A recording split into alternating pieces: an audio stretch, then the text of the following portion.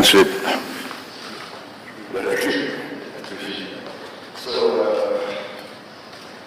sekalian, kita kedatangan penghormatan saudara Bill Gates, ketua dari Gates Foundation, salah satu foundation yayasan filantropi yang terbesar sektor di dunia dengan dana 100 miliar dolar lebih dan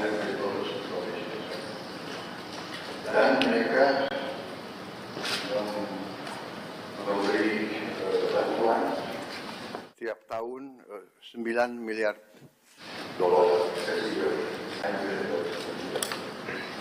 dan beliau sampaikan dalam beberapa tahun yang akan datang hampir semua dana tersebut akan dikembalikan kepada dia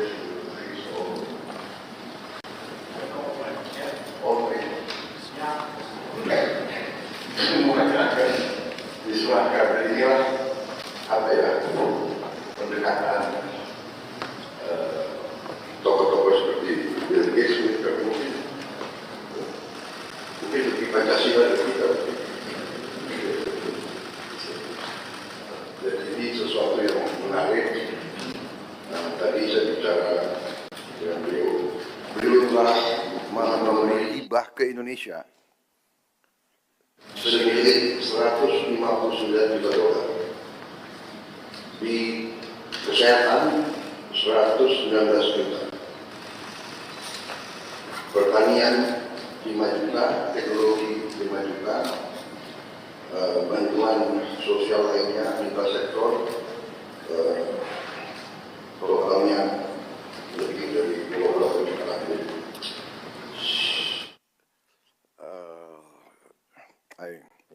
I told the floor that you have assisted us directly in direct donation, more than 159 million US dollars since 2009, mostly into health, terutama hal-hal strategik seperti vaksin polio. Beliau bantuannya 1,3 triliun, dan sekarang kita Bio Farma salah satu produsen 2 miliar dosis vaksin tiap tahun, dan ini untuk dimanfaatkan 42 negara di seluruh dunia, dipakai oleh 902 juta orang. Jadi hal-hal semacam ini, belum lagi vaksin lain, teknologi mRNA, dan teknologi pembuatan vaksin yang luar biasa. Terutama beliau sedang kembangkan vaksin TBC untuk dunia, tapi Indonesia akan jadi salah satu tempat yang akan diuji coba. Dan kita harus mengetahui bahwa TBC memakan korban kita cukup besar, yang meninggal hampir 100.000 tiap tahun, dan itu tekad kita untuk menurunkan, dan beliau menunjukkan komitmen beliau untuk terus bantu kita di bidang itu. Juga untuk beliau sedang kembangkan vaksin malaria.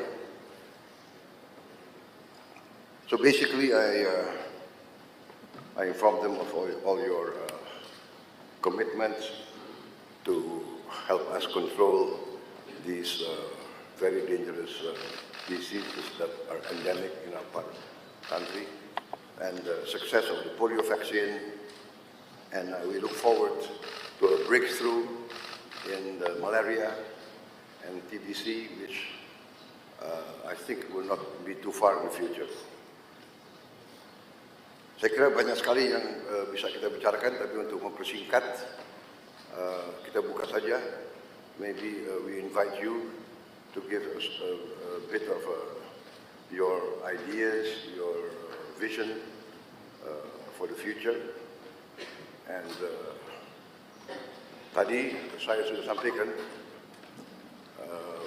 keputusan saya sebagai Presiden Republik Indonesia, karena dukungan beliau bantuan beliau untuk Indonesia, tapi tidak hanya untuk Indonesia, untuk kepentingan manusia, saya akan menggelar rapat Dewan Tanda Kehormatan karena saya ingin atas nama bangsa Indonesia memberi bintang tertinggi kita untuk seorang warga negara asing karena jasa-jasanya untuk bantu rakyat Indonesia dan rakyat dunia. I just announced that I've decided to convene our council for the national awards and to award Mr. Bill Gates for his contribution to the Indonesian people and the world humanity as a mark of his commitment, dedication to humanitarian causes. And we agreed that I will try to do it in September in New York during the United Nations season. So I think this is a lot, not a lot, all of us will be in agreement that you really deserve this for your contribution to the cause of humanity. Thank you very much. I invite you now to... Please. Well, thanks everybody for coming. I'm excited to be here and I really appreciate the warm welcome the President has given me. It's an exciting week for me. I had a couple days up in Singapore. The foundation is putting a regional office in there that should allow us to collaborate more closely. The Gates Foundation got started in the year 2000, and so actually it'll be on Thursday after I leave here, I go to New York City, and we'll have a big event to celebrate the 25th anniversary of the foundation and talk about what we've achieved and what our focus will be as we spend the rest of our resources. As you've heard, we mostly work in health, and when I saw that my ownership of Microsoft would be very valuable, I had to ask, what could I do that would have high impact? And I learned about disease and childhood death, and that for many problems like malnutrition or malaria or tuberculosis, there was very little money going into that. The private sector wasn't doing it because the people who were suffering were mostly very poor, and the type of research needed would require lots of money and lots of patience. And so we made global health the biggest thing for the Gates Foundation. Part of that was creating an organization called Gavi, which was funded by us and governments, and has played a role in providing new vaccines to all the children in the world. And in fact, Indonesia is a great example of that because you've adopted new vaccines like rotavirus for diarrhea, pneumococcus for pneumonia. Now HPV is getting rolled out. And Minister Budi is actually on the board of Gavi. He got to know Gavi well during the pandemic when that was a very positive relationship between Gavi and Indonesia. So we're carrying that forward. The basic statistic that always is amazing to me is that when the Gates Foundation was started in the year 2000, 10 million children under the age of 5 died that year. And most of that was because of diarrhea, pneumonia, malaria, or a few things that make children vulnerable in their first 30 days. 90% of the deaths were in one of those 4 categories, and so we committed that we would study those, create new tools, including vaccines, and help get them delivered. And so in fact, the number of children who die under 5 has been cut in half. It's now below 5 million. Now that's 5 million too many, and actually in this region, including in Indonesia, that cut in half is true here as well. So it's been an amazing time period, and there's many new tools coming. We need a tuberculosis vaccine, and in fact, the trials for a tuberculosis vaccine have started, including with the strong relationship here in Indonesia. We have 2 of the sites where we're testing that vaccine are here, and that will help us know how well it works, and then that'll be a benefit to the entire world. So we're doing those trials in Africa and India and here. Very excited about that. TB is a great example of a disease that, because the rich countries don't have the disease, it just doesn't get hardly any money for diagnostics or drugs or vaccines. And so that's been one of our big focuses. Lots still to do in health. Indonesia is very serious about malnutrition, and we have a number of proven tools like what we call multiple micronutrient supplement that pregnant mothers can take instead of just taking folic acid and iron. They take a pill that actually has many vitamins in it. Indonesia is one of the first to launch that with the goal to get that to all pregnant women very quickly, and it really makes a big difference. A lot of women have anemia, which is an iron deficiency, and so the foundation has an approach where you can just go in one time and get an infusion, and it fixes the anemia. And so over the next year or 2, we'll come up with a plan to roll that out in Indonesia. So a lot still to be done in health, but the innovation pipeline is very strong, including in low-cost medicine. And of course, as we address infectious disease, where we still have this work to be done, then we also need to start working on heart disease and diabetes and other diseases where the tools will be inexpensive. The only other area to mention that the foundation works in is agriculture, trying to make seeds more productive and understand soils and make fertilizer more appropriate, cheaper, because of course many of the lowest income people in the world are farmers, and so if we can make their crop more reliable, more productive, that's a great thing, including things like chicken and cows, because a lot of the protein and value they get comes from livestock. So it's another area we have good relationships in Indonesia, working on things like banana, where you have a great genetic variety that we can do better on bananas for Indonesia, but also helping avoid some of these diseases.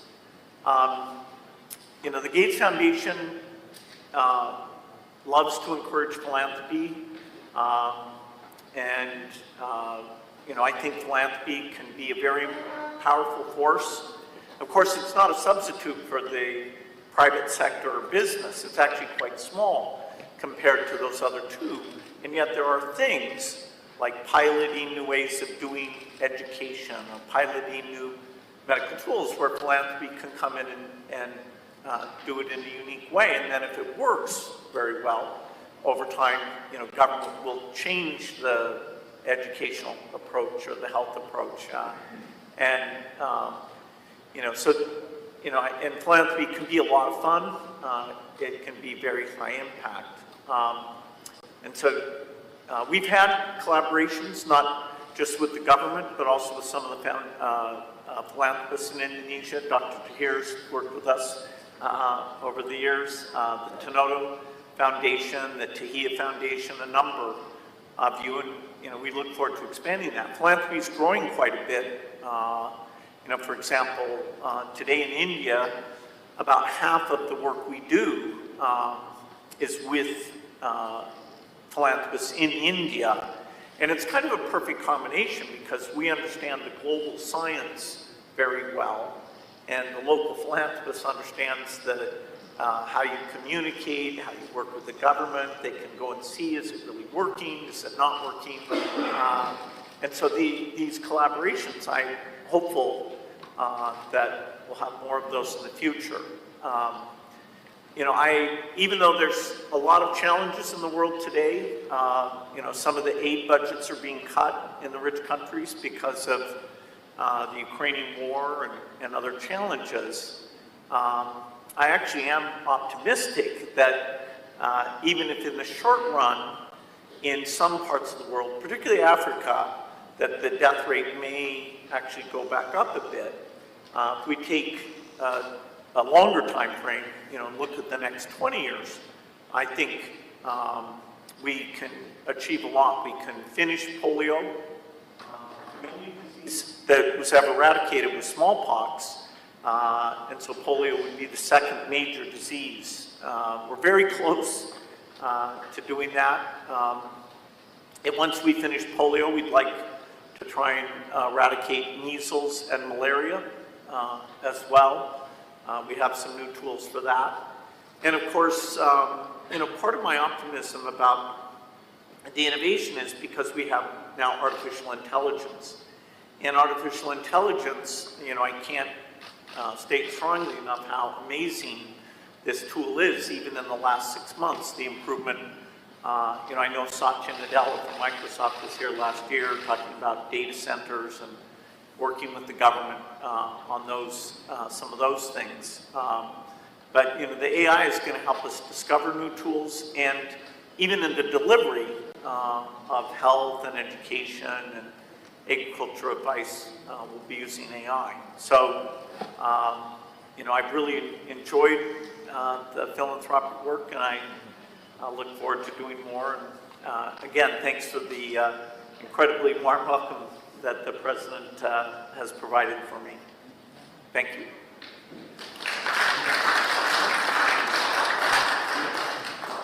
Mungkin ada yang mau menyampaikan pandangan atau pertanyaan, saya persilakan.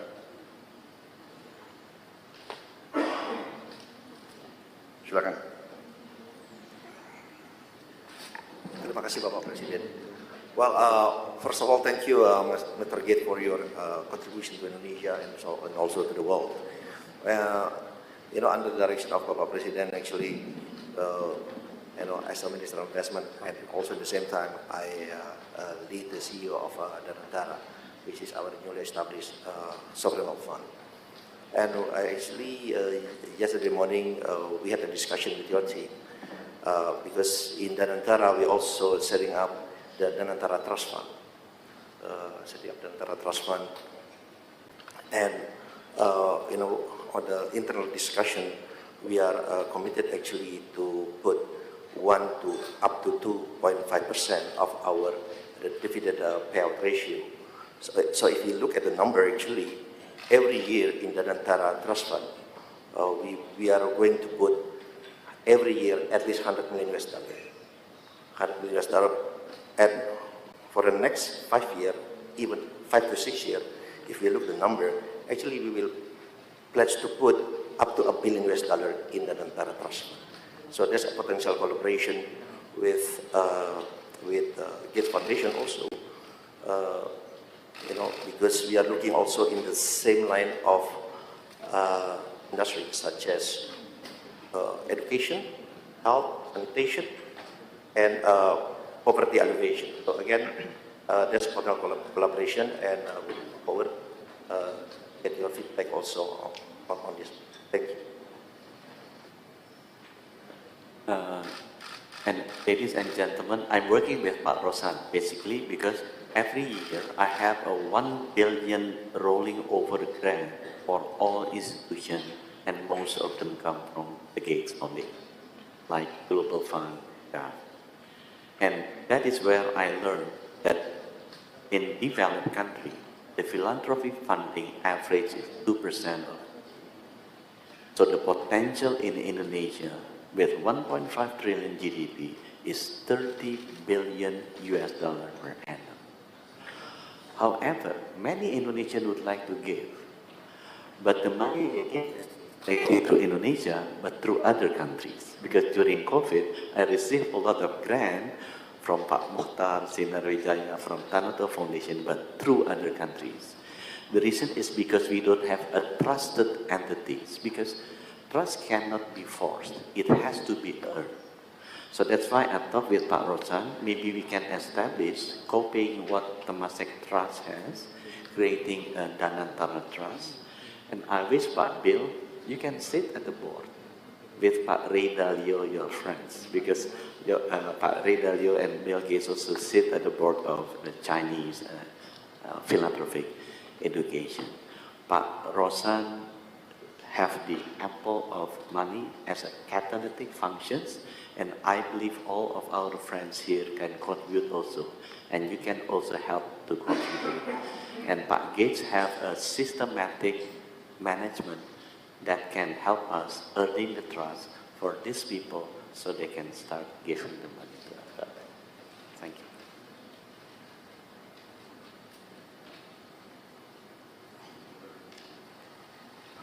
Mr. Gates, would it be possible to talk about non-health issues today? Certainly. Thank you. My understanding is that you're very interested and you've invested a lot of money in renewable energy. I've had several meetings with one of your partners, Edward Young, who is one of your partners, I believe still is one of your partners.